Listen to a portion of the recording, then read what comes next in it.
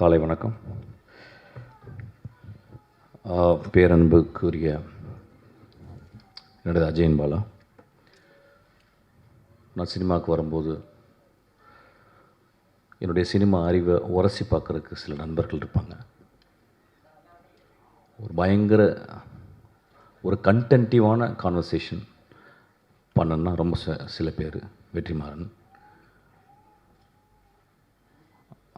அஜயன் பாலா, என்னுடைய assistant director சில பேர் உங்களோட. ஸோ என் சினிமாவை ஒரு சிக்குமுக்கி கல் போல் நான் ஒன்று சொல்ல, அவர் அதை எதிர்த்து சொல்ல,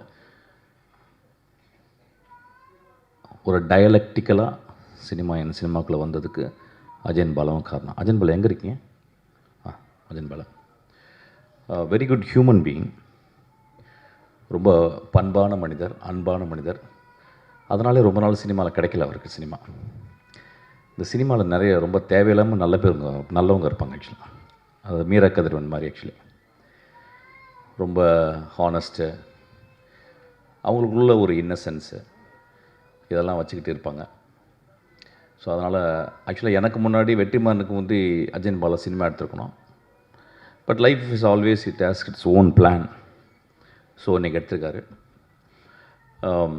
இதில் என்ன எனக்கு ரொம்ப பிடிச்சது அப்படின்னா, இல்லை ராஜா அப்பாவை அவர் இன்க்ளூட் பண்ணது தான்.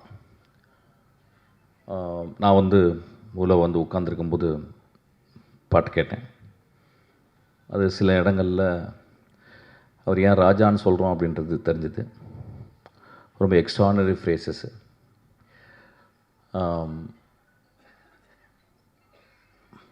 செலியன் எப்பயுமே சொல்லுவார், நாங்கள் சினிமா ட்ரை பண்ணும்போது ஒரு பெரிய பானையில் தான் சாப்பாடாக்கி நாங்கள் 1 மணிக்கு வருவோம் பசியோடு. நாங்கள் பசியோடு 1 மணிக்கெல்லாம் படுத்துருவோம். ஒரு 1:30 மணிக்கு எட்டி உதச்சி எழுப்பி டேய் சமைங்கடான்னு சொல்லுவார் எங்கள் அண்ணான்னு சொல்லிட்டு கண்கலங்க சீமான் சார் பற்றி பேசியிருக்காரு. ரொம்ப சந்தோஷம் சார், ரொம்ப நன்றி சார்.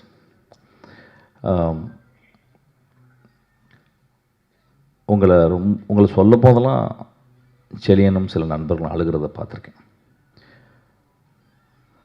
இந்த இயற்கை உங்களை பத்திரமா பார்த்துக்கணும்னு நான் கேட்டுக்கிறேன்.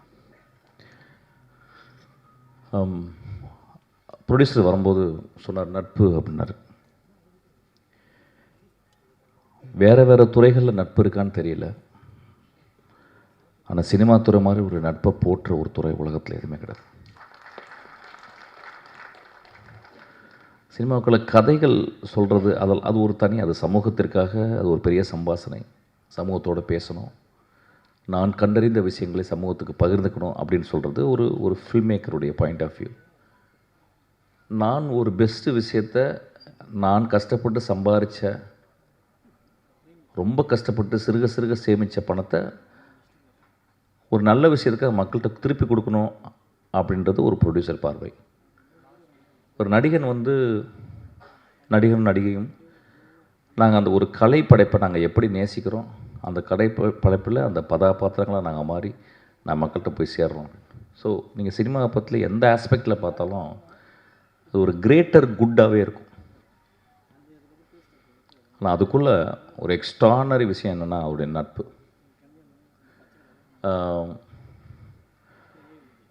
எவ்வளோ பிரச்சனைகள் இருக்கும், நம்ம வெளியே உட்காந்து காசிப் பேசிடுவோம், அவனை பிடிக்காதுன்னு சொல்லிடுவோம், இல்லை ஒரு மேடையில் விமர்சிச்சிருவோம். ஆனால் அவங்களுடைய ஒர்க்கை அந்த நட்பு எப்பயுமே விட்டு கொடுக்காது. அவங்க அதை சிலாகிச்சு தான் பேசுவாங்க. எனக்கு அவர் பிடிக்காதுப்பா, ஆனால் அவன் பயங்கரமான ஃபில்ம் மேக்கர் அப்படின்றாங்க. எனக்கு அவர் பிடிக்காதுப்பா, ஆனால் நல்ல படம் மட்டும் எடுப்பான்னு சொல்லுவாங்க. ஸோ சினிமா ஒரு பெரிய நட்பு சமுத்திரம் தான் அது. எனக்கும் அஜயன் பாலாவுக்கும் அந்த மாதிரி நட்பு தொடர்ந்துக்கிட்டே இருக்குது.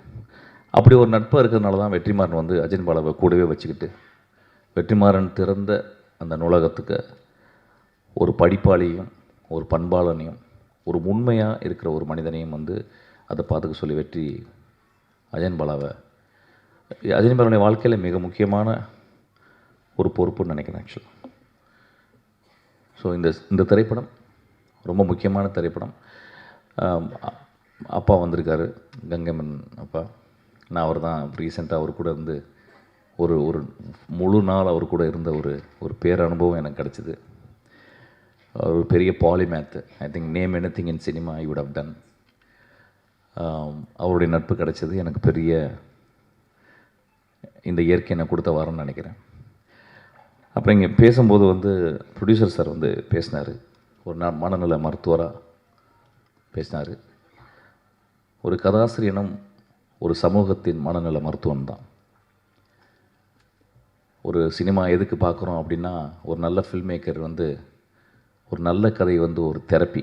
கதைகள் எதுக்காக சொல்லப்படுது அப்படின்னா, ஒரு சமூகத்திற்கு தெரப்பி. எப்படி இருக்கணும், எப்படி இருக்கக்கூடாது, எப்படி வாழணும், எப்படி பிரச்சனைகள் வரும்போது அதிலேருந்து கலண்டு வரணும் அப்படின்றத ஒரு சமூகத்திற்காக ஒரு எழுத்தாளன் தன் வாழ்நாளை மறந்து யோசிச்சுக்கிட்டே இருக்கான். நிறைய பேர் சில காரணங்களில் குடிக்குள்ளே போய் ஒளிஞ்சிருவாங்க. அதுக்குள்ள கூட அதுதான். ஏன்னா அந்த கவனம் அதுக்குள்ளேயே இருக்கணும் அப்படின்ற மாதிரி கூட சில டைம் தன்னை மாய்ச்சிக்கிட்டு சமூகத்திற்காக ஒரு தெரப்பிஸ்ட்டு வாழ்க்கை என்றைக்குமே சந்தோஷமாக இருந்ததே கிடையாது. அது ஸ்டார்ட் ஃப்ரம் ஃப்ராய்டியை எடுத்துக்கிட்டால் கூட, லக்கானை எடுத்துக்கிட்டால் கூட, யாருடைய ஒரு கிரேட் தெரப்பிஸ்ட் ஹாப்பியாக இருந்ததில்லை. ஏன்னா அந்த ஹாப்பினஸ் எல்லாம் எப்படி சமூகம் ஹாப்பியாக இருக்குன்றதுக்காக அவன் தன் வாழ்நாளில் ஒரு மெழுகுபத்தி போல் எரிச்சுக்கிட்டு அவன் சமூகத்தை பத்திரமா பார்த்துக்கிறான். ஸோ நீங்கள் இந்த படத்துக்கு ப்ரொடியூசராக வந்தது, it is not an irony sir, it is a very beautiful circumstances. இது ஒரு எக்ஸ்ட்ரானரி ஒரு ஈவெண்ட்டு. அப்போ நான் இப்போ ஒரு படத்தை பார்க்கும்போது,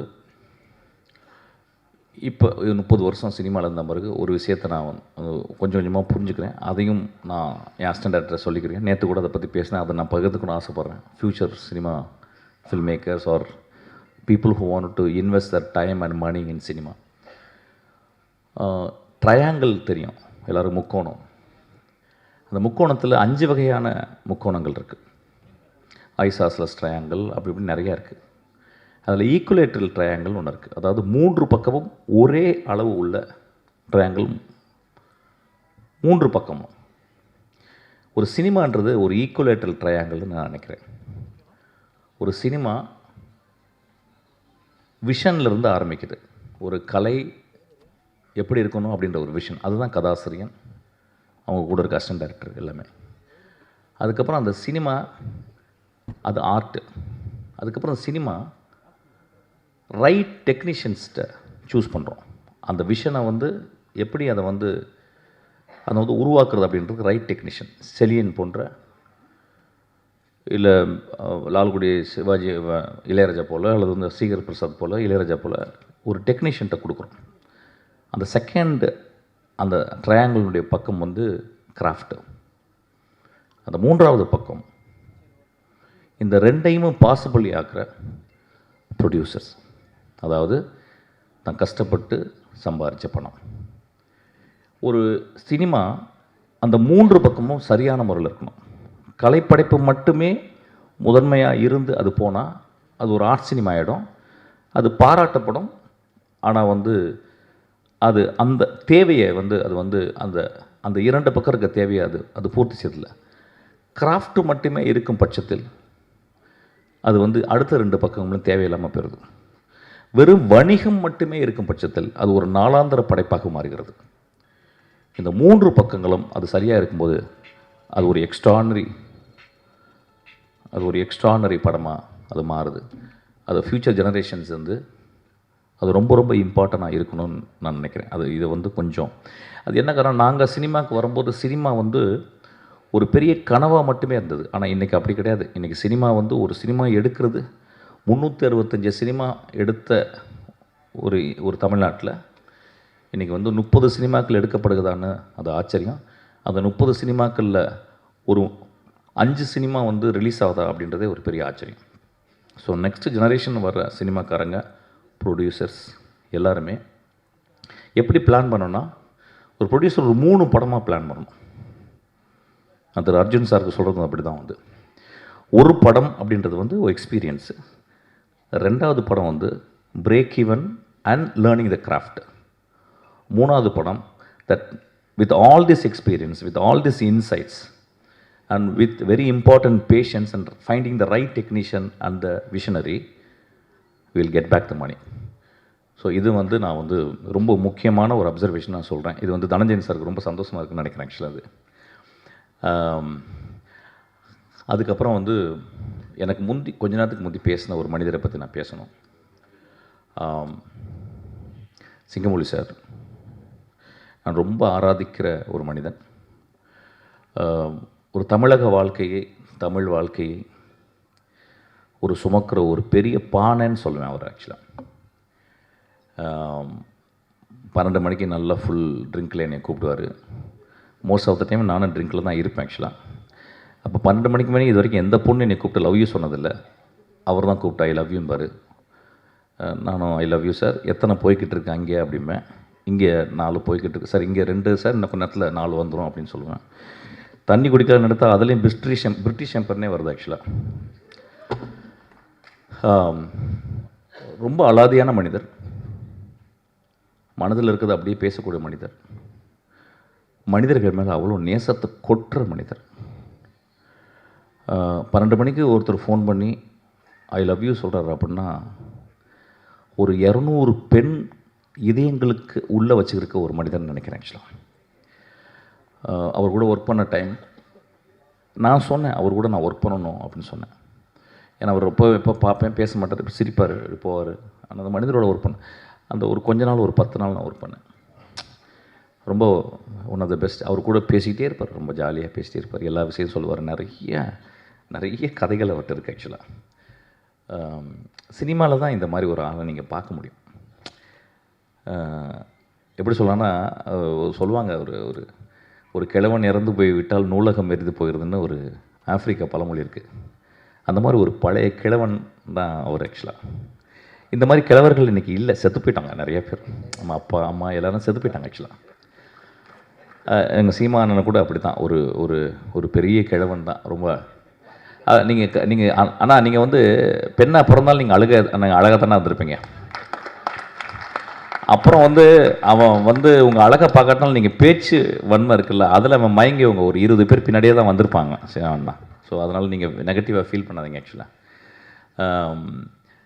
ஸோ இந்த மேடை ரொம்ப அழகாக இருக்குது. அதுக்கு வந்து அஜயன் பாலாவை நான் ரொம்ப பாராட்டுறேன். இந்த மேடை வந்து எப்படின்னா ரொம்ப நேசிக்கக்கூடிய மேடை, மனிதர்களை நேசிக்கக்கூடிய ஒரு மேடை. இங்கே இருக்க எல்லா மனிதரும் அதில் வந்து ஒரு பொட்டு வச்சது மாதிரி பாலுமேந்திரா அம்மா ஐயாவினுடைய துணைவியார் இங்கே இருக்குது. அவங்க வந்தது என்னமோ ஒரு விழாவில் வந்து ஒரு பூ வச்சது மாதிரி இருக்குது. கலைஞர்கள் இறப்பதே இல்லை அப்படின்றத அது சொல்லுது ஆக்சுவலாக.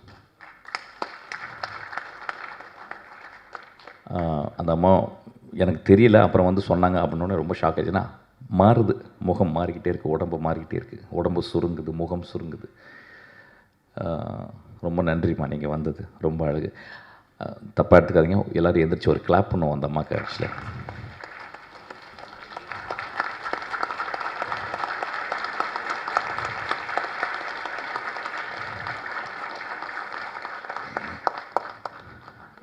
எஸ், அதாவது சினிமாக்காரனுக்கு வாடகை கொடுக்க மாட்டான்,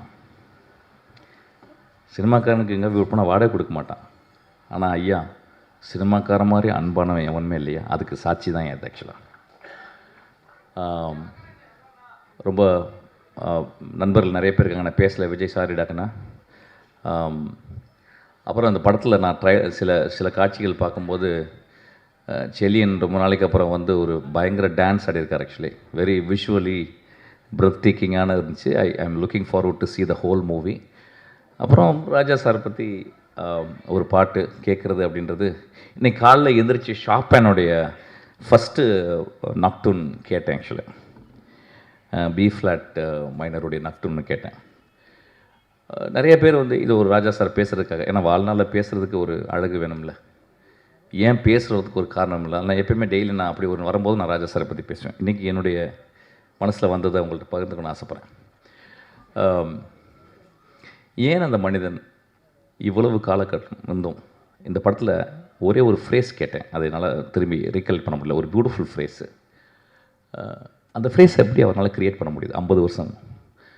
ஒரு இசையமைப்பாளர் 5 படம் பண்ணிட்டாவே உள்ளே இருக்க எல்லா டியூனும் எக்ஸாஸ்ட் ஆகிடுது, இல்லாமல் போயிடுது, ட்ரை ஆகிடுது.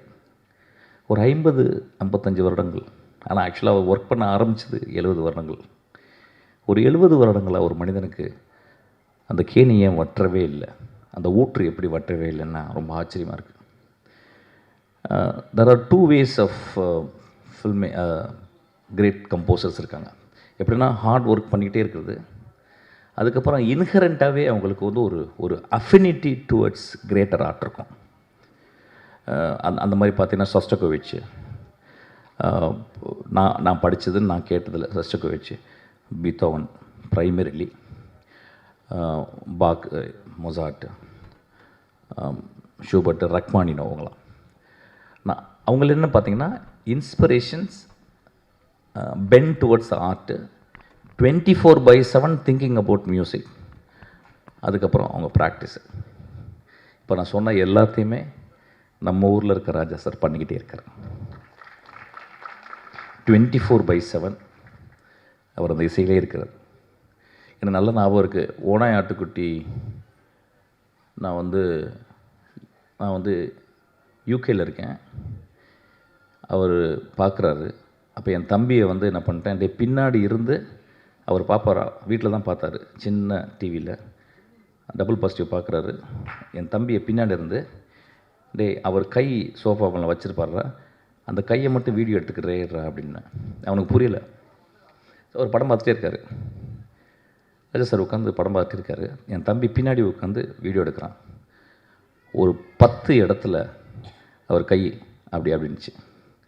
அது என்னென்னா அவர் கீ கண்டுபிடிக்கிறார் 10 இடத்துக்கு. அப்போ நான் சொன்னேன் தம்பிட்டு, இந்த படத்தில் எக்ஸ்ட்ரானரி மியூசிக் இருக்குன்னு. அவனுக்கு ஒன்றுமே புரியல. அப்புறம் நான் வந்தேன். அவன் ஃபோன் பண்ணார். என்னடா இப்படி பண்ணி வச்சுருக்க, ஒரு மாதிரி இப்படி ஒரு குழப்பமும் பண்ணி வச்சுருக்க, நல்லா இருக்குடா, புதுசாக இருக்குது, சரி எனக்கு ரொம்ப வேலை கொடுத்துருக்கு அப்படின்னு சொல்லிட்டு இப்படி திரும்புகிறாரு. நான் வீடியோவில் பார்க்குறேன். இப்படி திரும்புகிறாரு. திரும்பிட்டு போனவர் பின்னாடி ஒரு கை இருக்குது, ரைட் கை என்னது இப்படி ஆட்டுறாரு. எனக்கு தெரிஞ்சு ஒரு கம்போஷன் உருவாயிடுச்சுன்னு சொல்லிட்டு. What I'm trying to say, that man, எனக்கு நான் ஒரு 100 வயசு வாழணுன்னா அது தேவையில்லை நினைக்கிறேன். 25 வருஷத்துக்கு பிடிங்க அவர் கொடுத்துடலான்னு நான் கேட்குறேன். Thank you so much.